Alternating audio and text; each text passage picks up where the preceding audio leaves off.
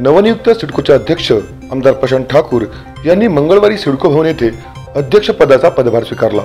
यावेळी रायगडचे पालकमंत्री रवींद्र चव्हाण, माजी खासदार रामशेठ ठाकूर, आमदार मंदाताई म्हात्रे यांच्यासह पदाधिकारी व कार्यकर्ते मोठ्या संख्येने उपस्थित होते। गेले अनेक वर्ष लोकप्रतिनिधी म्हणून प्रकल्पग्रस्तांचे प्रश्न मांडण्याची संधी मिळाली। आता सिडकोचे अध्यक्ष म्हणून प्रकल्पग्रस्तांचे प्रश्न सोडवण्याची संधी मिळाल्याने प्रशांत ठाकूर यांनी मुख्यमंत्री देवेंद्र फडणवीस यांचे विशेष आभार मानले। राज्याचे मुख्यमंत्री देवेंद्र फडणवीस साहेब यांचं मला आभार मानायचं की त्यांनी माझ्यासारख्या एका प्रकल्पग्रस्त कुटुंबियाला ही संधी दिलेली आहे। विशेषत्वानं सिडकोच्या नव्या मुंबई प्रकल्पामधले जे प्रकल्पग्रस्त आहेत या प्रकल्पग्रस्त त्याच्यामध्ये पनवेल तालुका असेल, उरण तालुका असेल, ठाणे जिल्ह्याचा भाग आहे, या परिसरामध्ये ज्यांनी सिडकोच्यासाठी आपली जमीन दिली ती 95 गावं, त्या 95 गावातील प्रकल्पग्रस्तांचे प्रश्न हे मांडण्याची संधी याच्या पूर्वीच्या कालावधीमध्ये सातत्याने मिळालेली आहे आणि त्यामुळे ते सोडवण्याची संधी त्यांच्यामुळे आज या ठिकाणी जर मिळणार असेल तर सगळ्यात त्यांचा आभार मानलं पाहिजे।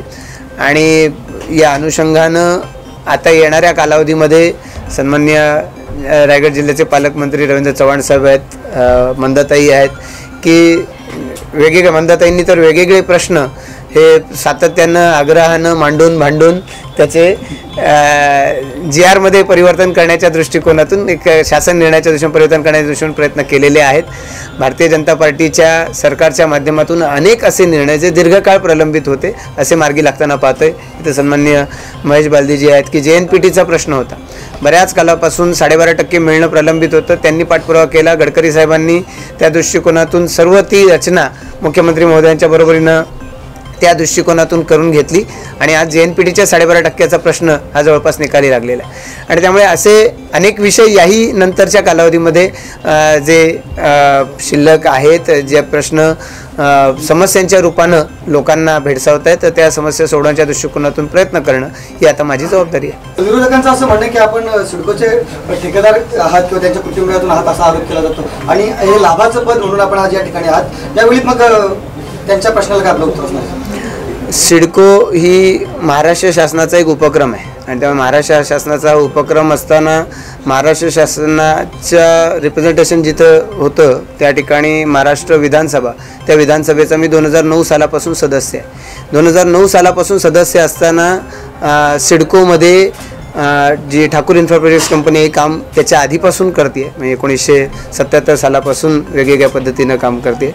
तर त्यामुळे लाभाचं पद किंवा ह्या सगळ्याच्या बाबतीतल्या जे काही या संदर्भात आपल्या म्हणूया की ऑब्जेक्शन्स असू शकतात याचा विचार आज नाही, फार आधीच केला आहे। मी 2006 सालाच्या जुलै महिन्यामध्ये त्या कंपनीचा राजीनामा दिला आणि त्यानंतर आपल्यासारखे सहकारी जाणतात की राजकारण आणि त्याच्या माध्यमातून लोकांचं समाजकारण हाच पूर्णपणे फुल टाईम माझा व्यवसाय आहे म्हणूया की त्याच्यातून पैसे कमवण्यासाठी नाही, पण माझा म्हणजे जीवनचरितार्थ याच्यावरती चालत नाही, पण माझ्याकडून जे जे काही काम घडते ते त्या अनुषंगानंच होते। त्यामुळे माझ्यावरचा हा आरोप तुम्हाला नक्कीच मान्य नसेल। काही पत्रकार आहेत जे ओळखत नसतील किंवा त्यांना या सगळ्याची कल्पना नसेल। लीगली म्हणजे कायदेशीरदृष्ट्या त्याच्यामध्ये माझा फार पूर्वीपासून संबंध नाही आणि इन्व्हॉल्वमेंट अशा अर्थानं माझा तिथं कुठेही दुरान्वयाने संबंध नाही। आपण कधी वेळ दिला आता व्यवसायाला केला जेव्हापासून आमदार झाला तेव्हापासून? कधीच नाही। प्रकल्पग्रस्त केंद्रबिंदू असणार आहेत, मात्र कधी जर प्रशासनाच्या किंवा राज्य सरकारच्या विरोधात भूमिका घेण्याची वेळ आली तर आपण तयार आहात का? सिडकोच्या अध्यक्षपदाची जबाबदारी माझ्यावरती दिल्यानंतर या सिडकोचे जे स्टेक होल्डर्स असा शब्द वापरला जातो की सिडकोच्या या सर्व प्रकल्पांमधले भागधारक, त्या भागधारकांमध्ये प्रकल्पग्रस्त हाही तितकाच महत्त्वाचा मुद्दा आहे। त्यामुळे त्याला न्याय मिळवून देण्यासाठी जे जे करता येणं शक्य आहे ते सर्व करेल। सर, सिडकोच्या घरांच्या पुनर्बांधणीचा प्रश्न खूप मोठा आहे, तर त्या संदर्भात तुम्ही कशा पद्धतीने काम करणार?